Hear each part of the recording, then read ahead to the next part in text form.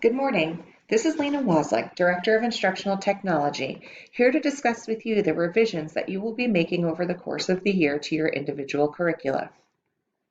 As we go through the PowerPoint, please know that Mrs. Grigoletti, your building administrators, and I are always available to you for any questions that you may have throughout this process. In fact, we expect there to be questions, and we welcome them. So let's get started. So that we're all on the same page, let's quickly review the curriculum revision timeline. By January 17th, 2020, it's expected that the course description, unit calendar, and units of instruction, including standards, enduring understandings, content, skills, learning objective, formal assessments, and learning activities are all revised. Time will be given today, December 10th, and on January 17th for this to be accomplished. You will also be given time during department, faculty, team meetings, and lead teacher time. Also, please keep an eye out for postings in December for 3 hours of curriculum writing revisions for 21st century skills based on the already written unit activities, modifications, connections, which must be specific and cross-curricular, technology integration, which must be attached to the technology standards, and resources, which need to be added to the learning activities section of Rubicon. It is the expectation of the district that any staff who wish to apply for this position must confer with their counterparts to ensure that the curriculum is representative of what's happening in each classroom. I know many of you are wondering why we're undertaking such a big task right now. There are many reasons why we're revising the curriculum. The first and perhaps the most pressing is that it's been mandated by the state. Additionally, CUSAC guidelines have mandated that we update standards, many of the components included in our curriculum. On a district level, Mrs. Grigoletti and I have reviewed courses at all levels and found major inconsistencies across curricula that need to be addressed and standardized. And lastly, we believe that every student deserves to have access to the same education in every classroom, and that the curriculum serves as the basis for that experience. In order for that to occur, curriculum cannot and must not be written in a bubble, and must be a collaborative process that incorporates the professional perspectives, philosophies, and ideas of all teachers involved in the educational process of Hackettstown School District's children. The most logical way to go through this process is as follows. It will create a sense of order for you as you progress through the revisions and will make each next step easier. If you decide not to go in the order suggested, again, which I do not recommend, the task will inadvertently become more difficult by nature. The first is the course description. Then you would go to the unit calendar and complete a timeline for units of instruction. Then you would outline the standards for each unit. Then you would go to your enduring understandings and essential questions. They're very easily done together. Then you would do the content statements, outline skills, learning objectives, learning activities, and then assessments. Once those are completed, you just go back through, review for cohesive instruction and reflection.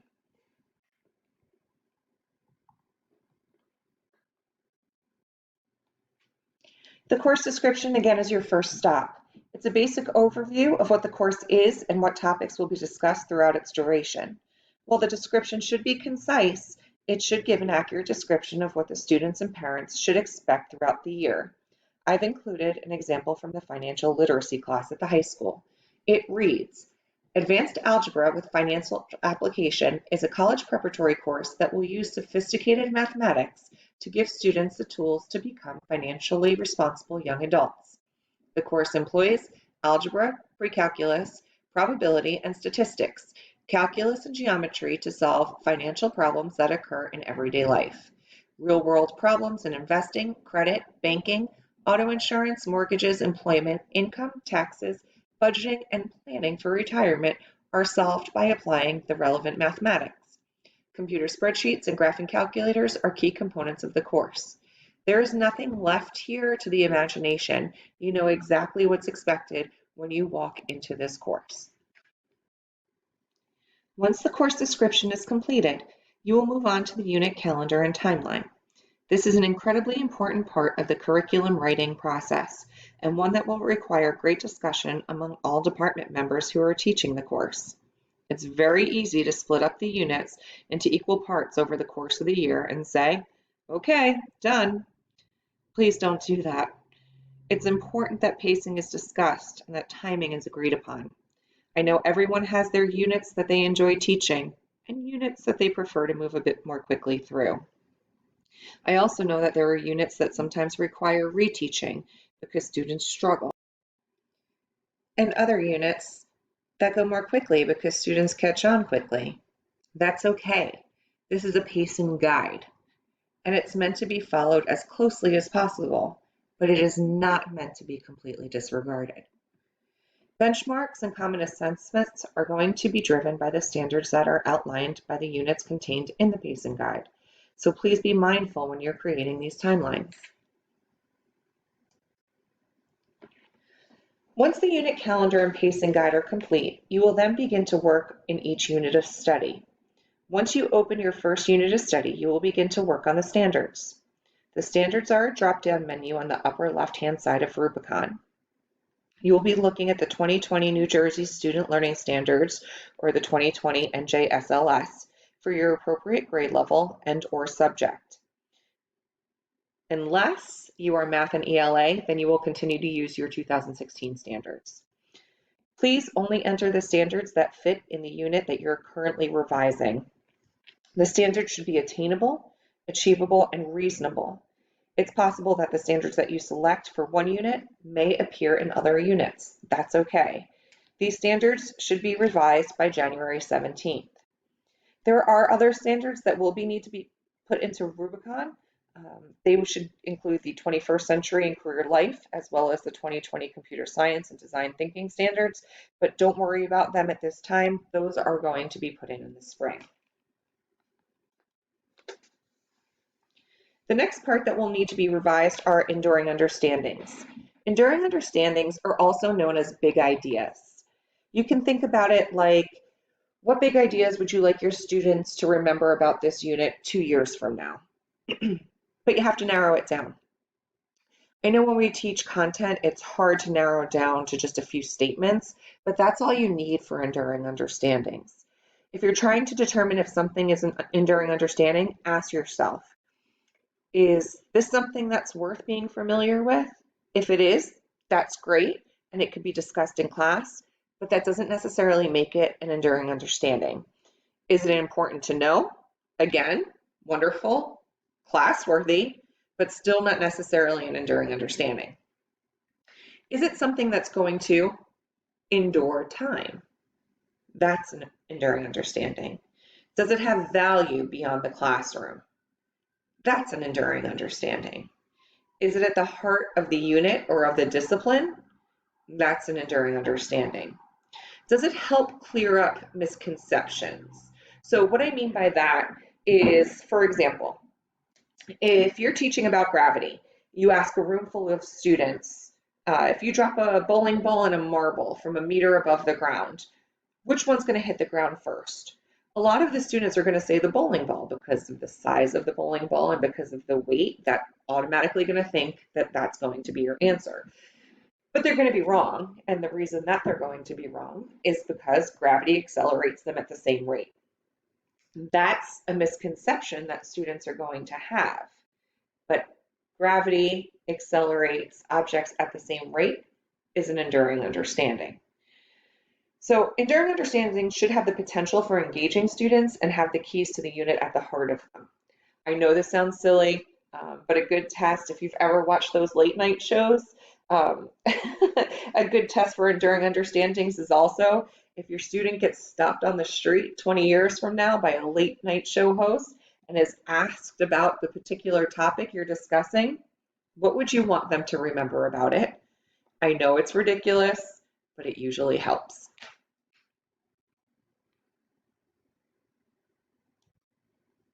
Here's some examples of enduring understandings. These are just really for your reference.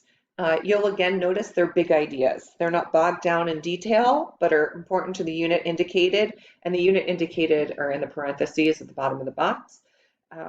and they're broad enough to encompass the content that will be taught in the unit. So look at art for a second. Art is a communicative necessity as it releases expression, ideas, creativity, and talent to the viewer, creator, and the explorer. So there's a lot of things in that statement, but it's a big idea. There's a lot of content that can be taught underneath that, but that is the big idea. Again, physical education and health, applying basic nutritional and fitness concepts to lifestyle behaviors impacts wellness. That's the big idea. It's not telling you the nutritional concepts or the fitness concepts or your lifestyle behaviors. It's just telling you that combined, these things have an impact on your wellness. Essential questions. These are my personal favorite to write. And before we get into this any further, let's really dive into what the purpose of essential questions are to a unit of study. Essential questions do not mean questions that elicit essential knowledge. So you kind of have to break away from the definition of essential and the definition of questions, because as a term, that's not really what it means. Essential questions do not have dates, names, facts, although they may all be very important to a unit of study. Essential questions are designed to encourage further questioning about a particular subject. They're designed to spark conversation rather than providing a factual answer to a question. So in other words, if you have a good essential question or a true essential question, there should not be one right answer. If there is one answer to the question that you are asking, while that question might be essential to your unit of study in terms of knowledge, it is not an essential question. All right, so essential questions should be 5 things: original, collaborative, connected, complex, and standards-based. So we're going to go through. Original, think outside the box. There should be not just one answer, okay? Just because a question is in a unit doesn't mean the question has to mention topics in the unit directly. An essential question of what motivates people can be placed in economics, health, social studies, language arts, world language, science, physical education, art, and every other content area that there is. And you know what? In every single one, you would have a productive conversation related to your unit of study in your content area. You could also probably repeat that same question later on and build on your previous conversation because your students have gained knowledge at that point in the year. So think outside the box, think how this connects to your unit, and think about your questions. They should also be collaborative. They should encourage students to engage in conversation with each other. It engages them with differences of opinion, different perspectives. It should also ultimately spark new conversations and new questions. These questions should also be connected. And what I mean by that is, how can they connect with what you're discussing in your content area or in your classroom with their life? There should be real-world connections. As mentioned earlier, it's beneficial to create questions that can recur over time. So you could say, remember back in September when we talked about this? What do you think now? Your content has evolved, your students have gotten older, their experiences have changed, your conversation is going to change as well. Questions should also be complex. Essential questions should not have an answer. If a question has one answer or can be answered with yes or no, it's not an essential question. If there's a factual answer, it's not an essential question.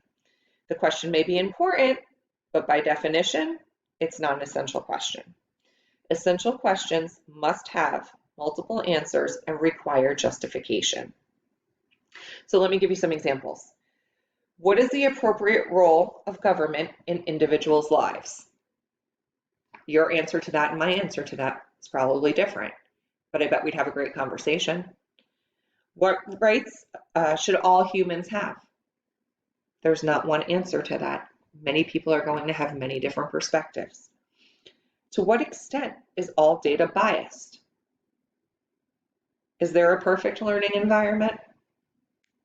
I think we all have probably very strong opinions on that after our experiences over the last few years. Why did the author write this text? How can you initiate change in the world? Those are all essential questions. They require support, they require justification, and they will inspire collaborative conversations, and they connect to your students' lives. They should also be standard-based. Essential questions should be driven by your standards and the content in each unit. While they're not content-based questions, essential questions should be driven by the standards. All right, so let's break it down even further. Essential questions are overarching versus other questions that are topical, okay? So essential questions, overarching questions have multiple answers, encourage thought-provoking conversations and collaboration. Here's an example. How do authors express their thoughts and feelings? Topical questions. What is writer's voice? What techniques do writers use to create voice? How can I develop an identifiable voice in my writing? Do you see the difference? The questions, how do authors express their thoughts and feelings, has many correct answers, and truthfully, no wrong answer. Whereas, what is writer's voice and what techniques do writers use to create voice have a distinct answer and can be quite factual. So let's go through some examples and see if we can identify which are essential questions and which are not. Are you ready? Let's go. How do the arts shape as well as reflect a culture? Take your guess, essential or not essential? This is an essential question. There are many answers to this question. It can spark all sorts of conversations and alternate conversations. This is definitely an essential question. Whoops, sorry. How are measurement processes used in everyday life to interpret the world around you?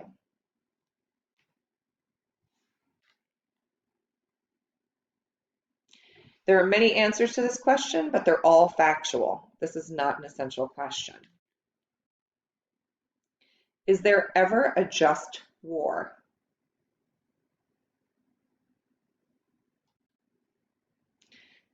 This is a question that has answers that are opinion-based and require substantiation. It's also going to spark conversation between classmates. It's an essential question. Who is Maggie's best friend in the story? Maggie's best friend is a person, maybe it's an animal or an inanimate object, I don't know, whoever or whatever it is, there is one answer. While this may be essential knowledge to the story, it's not an essential question. What are the steps in throwing a softball? Any softball coach will tell you that there are certain steps in throwing a softball. Personal philosophies and experience may shift them a bit, but they would most likely certainly align around the same steps. So this question is factual. Again, the knowledge surrounding the question is essential to the game of softball, but the question itself is not an essential question. What do effective problem solvers do when they get stuck? This question has a variety of different answers that are dependent on the problem solver, and the various processes. This will spark conversations, probably even debates. This is definitely an essential question. All right, last one. How can I sound more like a native speaker? There's multiple answers here. It could also lead to other conversations. This is an essential question. How'd you do? All right, your next step, content and skills. These are two sections that are often confused in many of the curriculum documents that Mrs. Grigoletti and I have reviewed. So I just want to take a few minutes and clear them up. Content statements are basic facts and concepts that students should know and be able to recall. All statements should start with students should know or students will know. It should include things like vocabulary, terminology, key factual information, critical details, important events, people, as well as sequence and timelines. And that's especially if you're teaching history or anything with a historical timeline. I will go through some example content statements in a moment. Skills are what students should be able to do. So here you are thinking about Bloom's taxonomy, Webb's depth of knowledge. Every statement should start with students should be able to. You should be able to climb the hierarchy of skills and span from basic to communication to thinking to interpersonal. They're all important parts of each unit of study. As important as the statements themselves is the fact that content and skills should be linked. For every content statement, there should be a skill statement. So let's look at some examples. Here are examples of both content and skill statements respectively. Again, you will see the content box contains facts, definition, and information essential to understanding the concepts within the unit. The skills box asks students to evaluate, discuss, recognize, define, identify, graph, analyze. These are skills that students must be taught in a classroom in order to be able to complete the rest of those statements. If a student cannot effectively evaluate, how can they evaluate what makes a good law? Skills are just as important to teach as the content in the units. If you look at the box on the left and the box on the right, you will see the content says, rules and laws are in place to protect the safety of the people. The skill that goes with that content says, evaluate what makes a good rule or law. The content and the skill is linked. As you go through the rest of the examples, you will see that each statement under content is linked to a skill statement. This is what it should look like in your curriculum.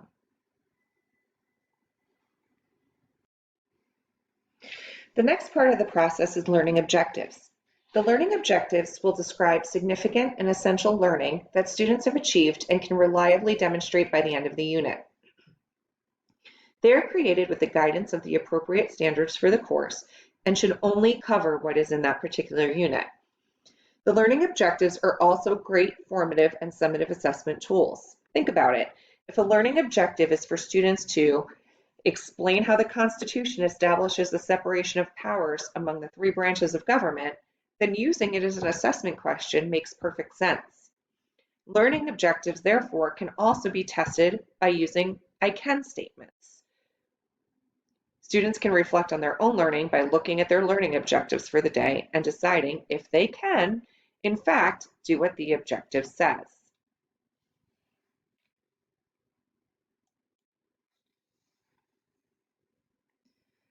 I want to be really clear on the examples here because I feel as though this is where many people tend to get confused. Learning objectives and skill statements are not the same thing. Learning objectives here are end goals. Skill statements are observable skills. I'm going to take the first skill statement and show you what I mean about skill statements versus learning objective statements. So the learning objective is students will know the 7 original member countries of the European Union and their capitals. A skill statement for that unit would be students will be able to analyze the benefits and drawbacks of being a member of the European Union. Do you see the difference between the two statements? The first is based in knowledge. A student can assess themselves with an I can statement. I can tell you the 7 original member countries. The second statement draws on the skill of analyzing. The rest of the statements on this slide, again, focus on what the students will learn. They will know how. Students will know how to determine the meanings of unfamiliar words. They will know how to create a storyline. They will know how to simplify fractions. If you have a problem with creating these types of learning objectives, there is a QR code on the bottom of the slide. There's also a website on the bottom that prompts you to put in all the different pieces of putting together a learning objective till you get the hang of it. And I thought that might just be a good resource for you. Okay, learning activities. Learning activities will be the next part of the curriculum that you will revise. These are your exemplar classroom activities. How will students show evidence that they're really understanding the concepts presented in your unit of study? These learning activities should be meaningful, purposeful, and standard driven. It's important that they are differentiated. Even if you have a group of seemingly homogeneous students in your class, they still learn at different paces and with different preferences. So use those differences to your advantage and, more importantly, to theirs. What resources will be used? How are you integrating the technology into your courses? Are you flipping your classroom? Are you blending it perhaps? How are the activities furthering your short or long-term goals in the classroom? If they're not, are they activities that are really worth doing? Do they really belong in your classroom? Are these activities engaging? Are they relevant to the lives of your students?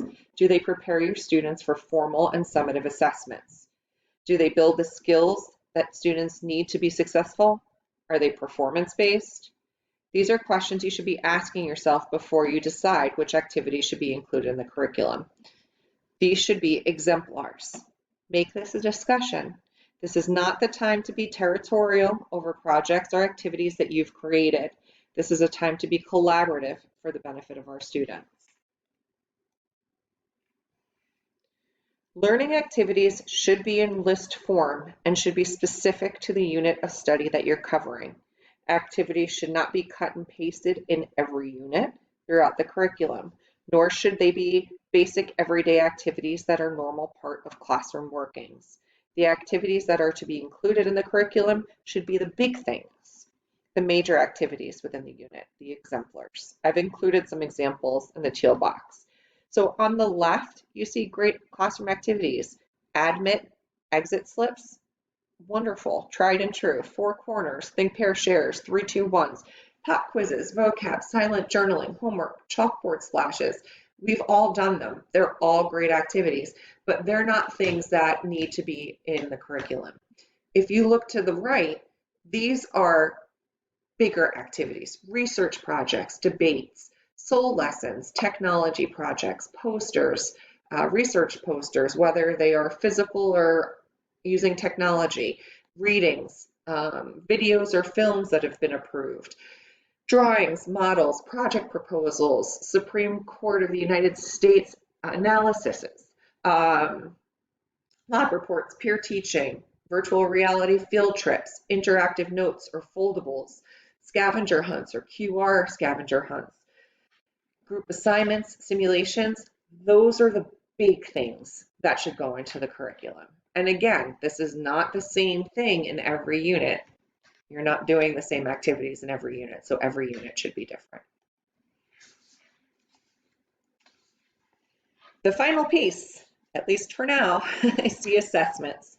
There are 4 types of assessments that we're going to discuss: formative, summative, benchmarks, and alternative. Formative assessments are those which help inform instruction. These are ways to assess your students and help see how they are progressing without high stakes testing. There's lots of ways to do this. You can do hand signals, index cards, one-pagers, concept maps, brain dumps, exit cards, admit slips, quizzes, homework, journal entries, individual whiteboards, 4 corners activities, appointment clocks, think, pair, shares, class discussions, snowball fights. Those are all great formative assessments.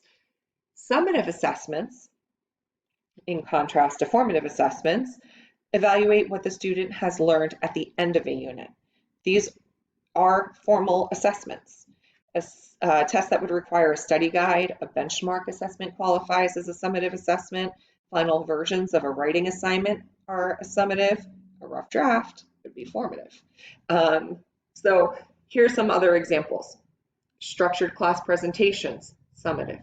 Structured peer evaluations, portfolios, a unit test.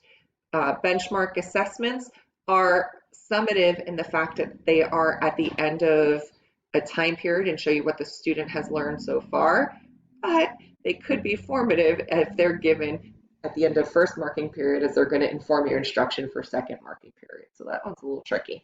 A final paper, standardized tests are summative assessments.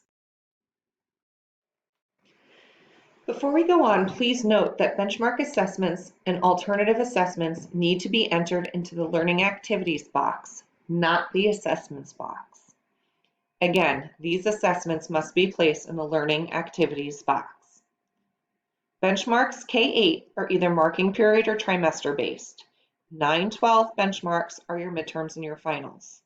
These assessments should be used to monitor student progress over a period of time and should be used to inform instruction.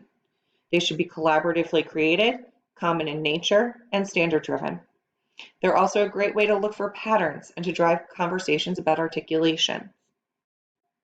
Here are some key points to talk about. Keep the test small. You're testing skill and content, not stamina. You don't need 30 questions on the same topic. Make sure your students know what to expect. It shouldn't be a gotcha. Having students trip up over the format does not give you an accurate representation of what the students know about the content or their skills. Teach test-taking strategies. Again, you're not assessing test taking. Show them how to annotate text, how to eliminate answer choices, how to use context clues, how to graph problems. You're not helping them cheat, you're helping them succeed. Provide adequate time for the test. If there are 100 questions and you give them 45 minutes, are you really providing them enough time to be successful? Alternative assessments can be used for two reasons. One, they could be used to evaluate performance of students who are unable to participate in general assessments, even with accommodations, or they can give general education students an opportunity to demonstrate their knowledge in a less traditional way. Some examples of alternative assignments are portfolios, verbal assessments instead of written, multiple choice instead of open-ended or limited options for multiple choice. You could do modified rubrics, performance-based assessments, and take-home exams. There's a lot to be done. We understand that, but the time for curriculum to be put in a binder and put on a shelf is long gone. This is a document that needs to be living and breathing. It should be referenced and used. If we just take the words that are in it and deliver it to the kids, we're doing them such a disservice. If we work together and develop a course that incorporates all the ideas of our colleagues, it's rich with differentiation, technology, and meaningful learning activities while making sure we're hitting the standards, we're going to change education for our kids.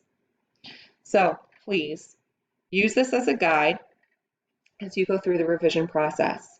If you have any questions, and we wholeheartedly expect that you will, please don't hesitate to reach out to Mrs. Brigoletti, your building principal, or to me for support. We would be happy to help you in any way that we can. We hope you have a great day. Thanks.